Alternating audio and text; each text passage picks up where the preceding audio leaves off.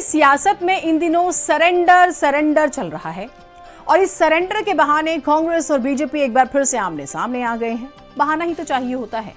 हुआ यह है कि कांग्रेस नेता राहुल गांधी ने ऑपरेशन सिंदूर को लेकर कहा कि पीएम मोदी ने अमेरिकी राष्ट्रपति डोनाल्ड ट्रंप के एक फोन कॉल पर सरेंडर कर दिया, जबकि कांग्रेस पार्टी सुपर पावर के सामने नहीं झुकती।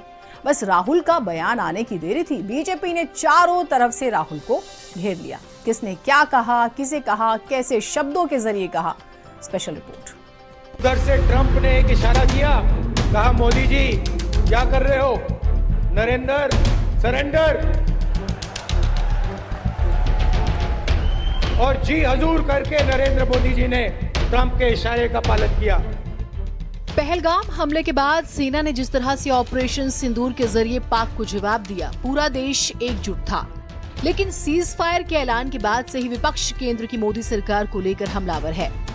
ताजा विवाद के मुताबिक कांग्रेस नेता राहुल गांधी ने पीएम मोदी पर फिर से तीखा हमला किया। राहुल ने कहा, पीएम मोदी ने ऑपरेशन सिंदूर को अमेरिका के कहने पर रोका। पीएम मोदी ने अमेरिकी राष्ट्रपति डोनाल्ड ट्रंप के फोन कॉल पर पाक के सामने सरेंडर कर दिया। ये बीजेपी आरएसएस वालों को अब मैं अच्छी तरह जानता हूं।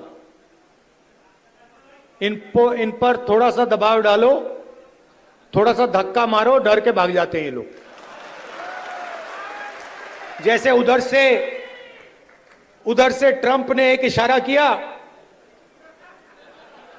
फोन उठाया, कहा मोदी जी क्या कर रहे हो,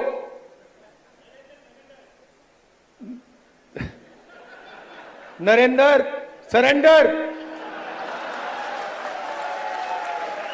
और जी हजूर करके नरेंद्र मोदी जी ने ट्रंप के इशारे का पालन किया।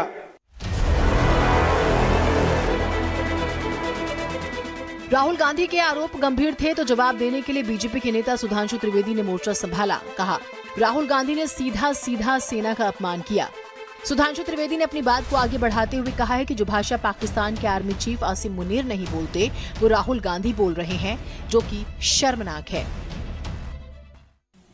राहुल गांधी जी ने जिस प्रकार से हमारी सेना के द्वारा दिखाए गए अप्रतिम शौर्य और सेना के अधिकारियों द्वारा, जिसमें director general military operation, director general air operation, director general navy operations थे, उन्होंने जिस तरीके से ऑपरेशन सिंदूर की सफलता का विवरण दिया है, उसको सरेंडर से तुलना करना यह दर्शाता है कि यह मानसिकता कितनी रोगी और कितनी खतरनाक हो चुकी है।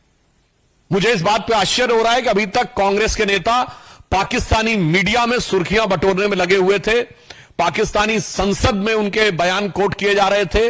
राहुल गांधी जी का नाम तो और बयान तो भारत के विरुद्ध पाकिस्तान अपने डोजियर में यूज कर चुका है, परंतु पहली बार राहुल गांधी जी ने ऐसा बयान दिया है जो पाकिस्तान के सेना प्रमुख ने भी नहीं बोला, पाकिस्तान के किसी आतंकी संगठन ने भी नहीं बोला, मौलाना मसूद अजहर ने भी नहीं बोला और हाफिज सईद ने भी नहीं बोला।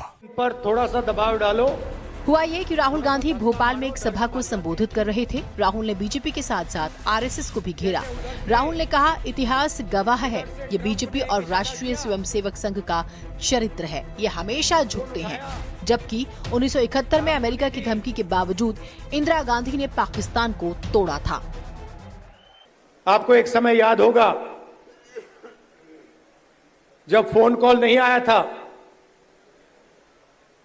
7th फ्लीट आई थी, 71 की लड़ाई में 7th फ्लीट आई थी, हथियार आए थे, एयरक्राफ्ट कैरियर आया था। इंदिरा गांधी जी ने कहा, मुझे कुछ जो करना है मैं करूंगी।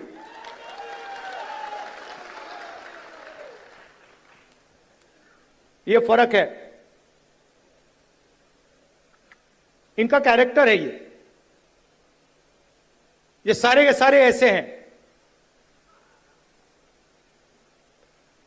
आजादी के समय से सरेंडर वाली चिट्ठी लिखने की आदत है। एक सेकंड में थोड़ा सा दबाव पड़े, भैया ये लो। राहुल की बात का जवाब देते हुए बीजेपी नेता सुधांशु त्रिवेदी ने कहा कि कांग्रेस और गांधी परिवार के खानदान के कारनामे दुनिया जानती है। हो सकता है राहुल गांधी किसी के सामने सरेंडर कर दें, लेकिन भारत किसी के सामने सरेंडर नहीं करेगा। तो राहुल गांधी जी, आपकी पार्टी और आपके खानदान के कारनामे आजाद हिंदुस्तान के कैलेंडरों में सरेंडर से भरे पड़े हैं। और जहां तक हमारे प्रधानमंत्री जी की बात है, बहुत साफ कह देना चाहता हूं, राहुल गांधी जी किसी के आगे सरेंडर कर दें, कांग्रेस ने किया होगा, मगर भारत किसी के आगे सरेंडर नहीं हो सकता। हम विश्व की एकमात्र ऐसी सभ्यता है जो हजारों सालों के आक्रमण के बाद भी आज जीवंत हैं, जिसे आप मानने को तैयार नहीं। राहुल गांधी ने आरोपों की झड़ी लगाते हुए कहा कि चाहे गांधी जी रहे हों, नेहरू जी रहे हों या पटेल, कोई भी सुपर पावर के सामने झुका नहीं, जबकि आजादी के वक्त से ही इनके माफीनामे सब जानते हैं। जब फोन कॉल नहीं आया था, कांग्रेस पार्टी सरेंडर नहीं होती है।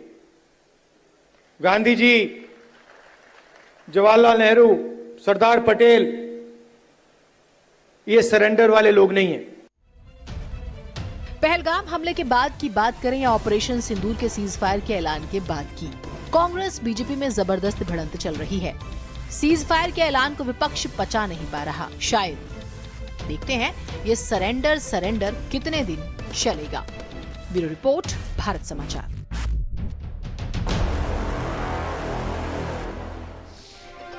एक और बेहद